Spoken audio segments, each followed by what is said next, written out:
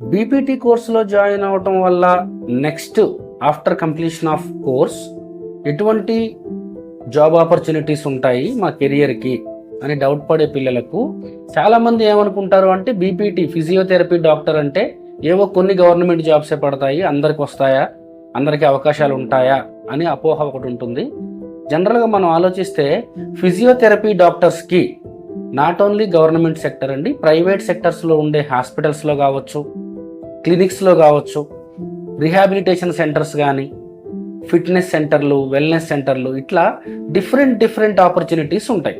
ఒక్కసారి మనం physiotherapy complete చేస్తే, బీపీటీ కోర్స్ కంప్లీట్ చేస్తే 4 years తర్వాత ఓన్ ప్రాక్టీస్ పెట్టుకోవాలన్నా పెట్టుకోవచ్చు, లేదా అనేక ప్రైవేట్ హాస్పిటల్స్, గవర్నమెంట్ సెక్టర్లో ఉండే జాబ్స్తో పాటు fitness centres, sports academies, wellness centres, ఆఖరికి హోమ్ కేర్ సెక్టార్లో కూడా మీకు మంచి ఆపర్చునిటీస్ ఉంటాయి, మంచి శాలరీస్ దొరికే అవకాశం ఉంటుంది.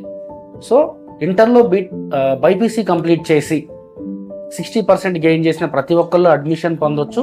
సెయింట్ మేరీస్ లాంటి యూనివర్సిటీలో చదవడం ద్వారా రియల్ టైం ఎక్స్పీరియన్స్ పొంది కెరియర్కి మంచి అవకాశాలు పొందుకునే ఛాన్స్ ఎక్కువగా ఉంటుంది. ఏమైనా డౌట్స్ ఉన్నా ఈ స్క్రీన్ మీద ఉన్న నెంబర్కి కాల్ చేసి మన టీంతో డిస్కస్ చేస్తే అడ్మిషన్ ప్రాసెస్ దగ్గర నుంచి కెరియర్ ఆపర్చునిటీస్ వరకు ప్రతి డౌట్ని కూడా మీకు క్లారిఫై చేయడం జరుగుతుంది. ఒక్కసారి క్యాంపస్ని విజిట్ చేసి అన్నీ ఓకే అనుకుంటే మీ అడ్మిషన్ కన్ఫర్మ్ చేసుకోండి.